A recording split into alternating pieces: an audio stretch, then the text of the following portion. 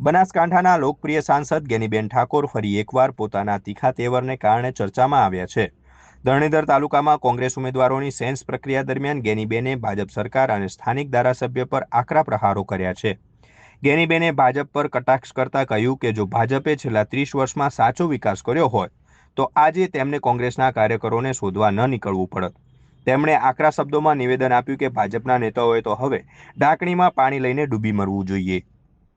આજે હું ધારાસભ્ય હતી એ ટાઈમે આ તળાવ શીતળા માતાનો રોડ મંજૂર કર્યો તો કાટમુહૂર્ત કર્યું હતું એટલે એ રોડ થયો, આપણે ચોટીલવાળો કર્યો, આપણે દૈયમવાળો કર્યો, એવા અનેક રોડો જ્યારે હું ધારાસભ્ય હતી એ ટાઈમે મોટા ભાગે જેટલા થતા હતા એટલા કર્યા।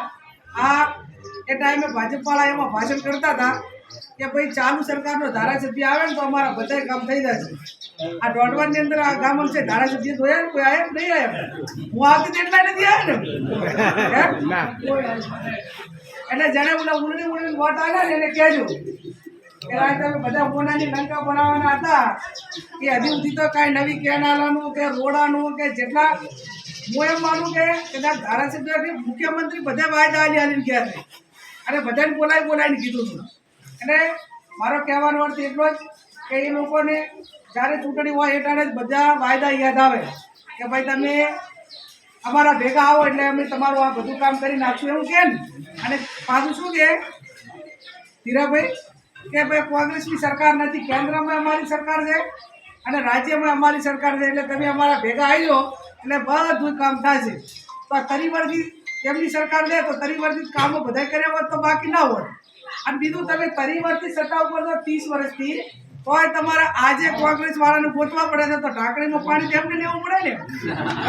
આજે કોંગ્રેસના ઉમેદવારોને ગોતે, કોંગ્રેસના કાર્યકરોને ગોતે, એમને ભાજપમાં ભેળવવાનું કરે તો તમે તરીવર્ગી શું કર્યું? કેન્દ્રમાં છો, અહીંયા છો, સહકારી માળખું તમારા કન છે, વહીવટી તંત્ર તમારા કન છે, બધું જ તમારી જોડે છે, છતાં તમે કોંગ્રેસ વાળા પાસે શું પડી ગયા?